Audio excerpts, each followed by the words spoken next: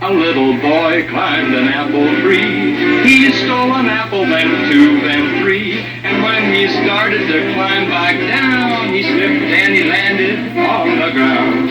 Up jumped the devil, up jumped the devil, and every time he turned around, up jumped the devil in the white nightgown. Good afternoon, America and the rest of the world. Sandra J. Hobson here, stand-up comedian, entertainer, director and producer of boxing documentaries, and internet troll.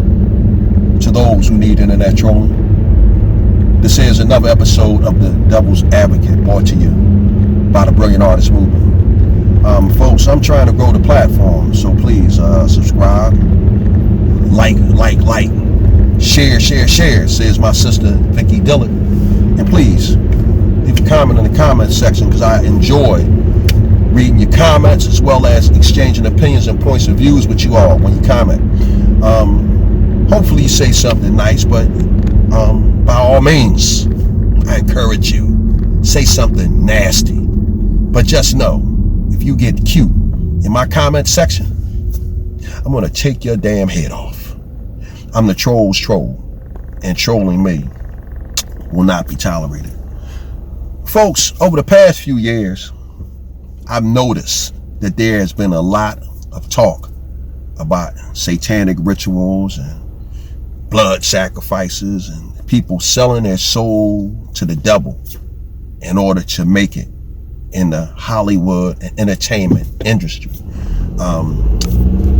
The most recent talk of this Hollywood and entertainment and satanic rituals was the Travis Scott concert, where a bunch of people lost their lives. Where there are individuals on YouTube asserting that Travis Scott made a deal with the devil, and as a result, that concert where these people lost their lives was some type of ritual, and those people that lost their lives was a blood sacrifice.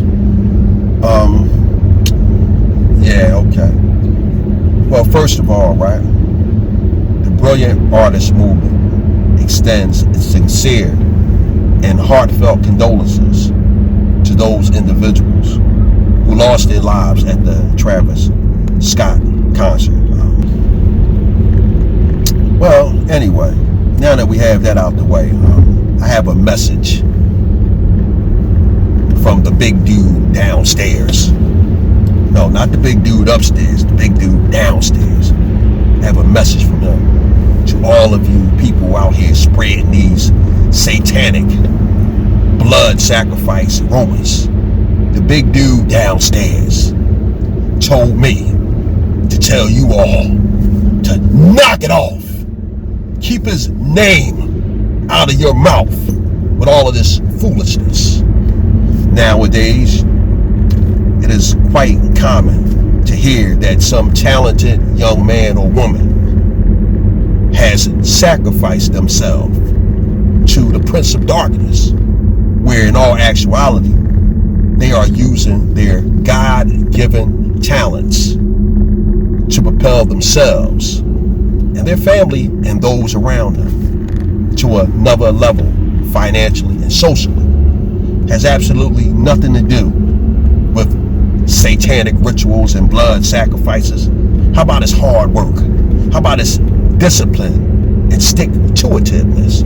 You know, I have a friend of mine, old Up Los. You know, he's always talking about the blood sacrifices and all of the chicanery that goes on in the sports and entertainment business. Up Los talking about symbols or something that people make.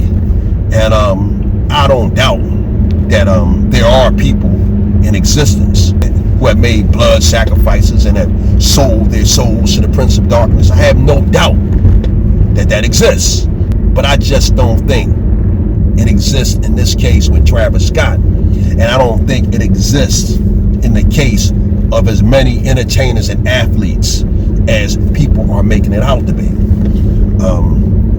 As a kid, I became aware of people who sold their soul to the devil by way of my mother, my mom, scaring the hell out of me by telling me the story about blues singer Robert Johnson, the legendary blues singer who was said to have met Satan at the crossroads and made a deal so that he could be a successful blues singer. Although that story my mom shared with me scared the hell out of me, it made me interested in this topic. People who made deals with the devil for fame and success. And as a result of my mom sharing the story with me, I read a handful of books, saw a handful of movies about people who made deals with the devil. The first movie I could think of off the top of my head was The Devil and Daniel Webster. Another movie that I saw was Oh God, You Devil. And my favorite movie about someone who had interaction with the Prince of Darkness was The Devil's Advocate, for which this show is eponymously named. But I said all that to say this. In all of those movies that I saw about people who made deals with the devil, there was nowhere in any of those movies where the person who made a deal with the devil ended up with a dick in his mouth or up in his asshole. Nowadays, people are confusing satanic rituals with LGBTQ rituals. Yes, often enough, whenever you hear someone talking about satanic rituals, it always almost ends up with something that took place that is LGBTQ in nature. And in all actuality, the Prince of Darkness doesn't have anything to do with what's going on in entertainment and sports. What's going on is you have members of the LGBTQ who have a foothold in sports and entertainment, and what they are doing, they are pushing their agenda. But again, this has nothing to do with anything satanic or demonic. All of this stuff right here is LGBTQ in nature. And in all actuality, these individuals who are engaging in these practices, they're not selling their soul to the devil. They're compromising their morals and their values to the LGBTQ power structure who has a foothold in sports and entertainment. It's no different than the drug epidemic. Back in the day when I was coming up, you had a lot of women who prostituted themselves to drug dealers. And these women were jonesing and they didn't have enough money, or if they had money but they were jonesing hard enough, the drug dealers was like, I don't want your money, I want your body. I need you to get on your knees and suck a dick. This is one of the reasons why all these years later, you see that there are a bunch of women, countless women, who have children by guys who have faces that only a mother can love. The reason why this is this way is because back in the day, these guys were the drug dealers. They had the money, they had the power, but most importantly, they had the drugs. And when these beautiful women showed up to buy drugs, these guys was like, nah, I don't want your money, I want your body.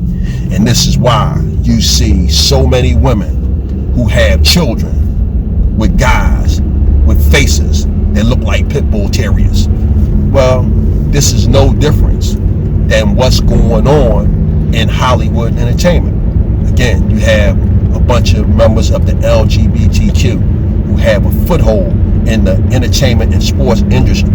And what happens is you have these young, talented people who show up in these offices, and these guys, these LGBTQ individuals, they give these guys a choice. Listen, man, if you really want to go to that next level, you're going to have to put that dress on. If you really want to go to that next level, you have to take a little dick. in that ass of yours. You have to suck on a dick if you really want to go to that next level. Often enough, you hear about people at these industry parties. Well, you are a male or female heterosexual and you go to a party where there are nothing but people who indulge in the LGBTQ lifestyle.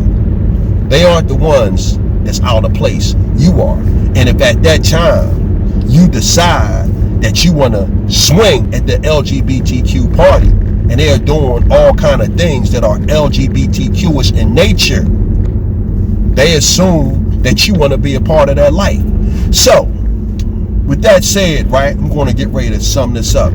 There was a tragedy at the Travis Scott concert. And again, you have the condolences to the families from the Brilliant Artist Movement. 2, people in Hollywood and entertainment and the sports industry, they're not performing demonic or satanic rituals that require a blood sacrifice.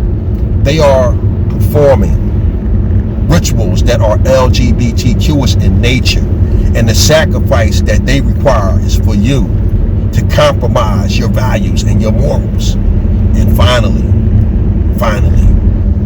I have a message from the big dude downstairs. The big dude downstairs told me to tell you guys who out there spreading those rumors, knock it the fuck off.